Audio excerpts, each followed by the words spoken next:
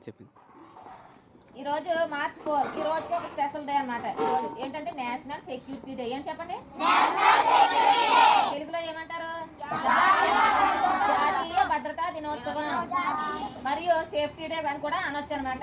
ఈ జాతీయ భద్రత మనకి ఎవరిస్తారంటే మన సెంట్రల్ గవర్నమెంట్ ఇస్తూ ఉంటుంది అనమాట. ఎలాంటి భద్రత అంటే జాతీయ భద్రత, ప్రజారోగ్యం, పర్యావరణాన్ని పరిరక్షించడం వంటి లక్ష్యాలే ఈ రోజుకి స్పెషల్గా ఉంటాయి అనమాట. ఓకేనా? ఈ రోజు స్పెషల్ ఏంటి? జాతీయ భద్రతను కాపాడడం, ప్రజల యొక్క ఆరోగ్యాన్ని సంరక్షించడం, పర్యావరణాన్ని పరిరక్షించడం. ఇవన్నీ కూడా వేటిలో భాగం? జాతీయ భద్రతలో భాగాలన్నమాట. ప్రతి సంవత్సరం మనం మార్చ్ 4ని జాతీయ భద్రతా దినోత్సవం నేషనల్ సెక్యూరిటీ డేగా జరుపుకుంటాం. దీనిని 1972లో మార్చ్ 4ని జాతీయ భద్రతా దినోత్సవంగా ప్రకటించడం జరిగింది. ఏ సంవత్సరం? 1972. ఓకే, అప్పటి నుంచి కూడా మన సమాజంలో వివిధ రంగాల్లో భద్రతా అవగాహనను వ్యాప్తి చేయడానికి ప్రతి సంవత్సరం నేషనల్ సెక్యూరిటీ డేని జరుపుకుంటున్నాం. మనకి మీకు తెలిసిన సెక్యూరిటీ ఫోర్సెస్ ఏం చెప్పండి? Good evening children.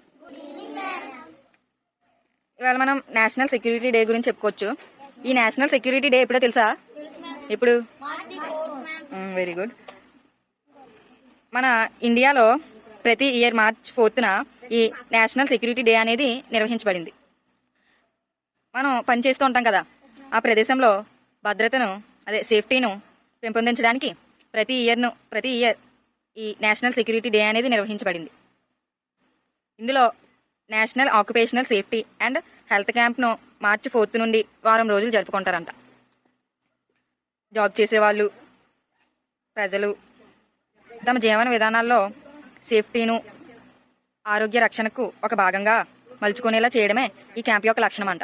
ఇండియా ప్రభుత్వం మంత్రులు లేబర్ మినిస్ట్రీ 1966 మార్చి 4న ఈ జాతీయ భద్రతా మండలిని స్థాపించారు. ఏంటి? జాతీయ భద్రతా మండలి స్థాపించారు. ముంబైలో 1962లో జరిగిన రాష్ట్ర కార్మిక శాఖ మంత్రుల సమావేశంలో ప్రమాదాల నివారణకు జాగ్రత్తలు చర్చ జరిగింది. ప్రమాదాల నివారణ అంటే ఇప్పుడు చూడండి, మనం ఎక్కడికైనా బయటకు వెళ్ళినప్పుడు ఏమవుతుంది? స్పీడ్గా వెళ్ళకూడదని చెప్తున్నారా? రోడ్డు మీద ఏది బోర్డ్స్ పెడుతున్నారా? అయినా సరే స్పీడ్గా వెళ్తారు. ఈ రోడ్డు ప్రమాదాలు అనేవి జరుగుతున్నాయి కాబట్టి మీ నాన్నలు, మీ ఇంట్లో ఎవరైనా సరే స్పీడ్గా వెళ్ళొద్దని చెప్పండి. హెల్మెట్ అది పెట్టుకొని వెళ్ళాలి, స్లోగా వెళ్ళాలని చెప్పండి.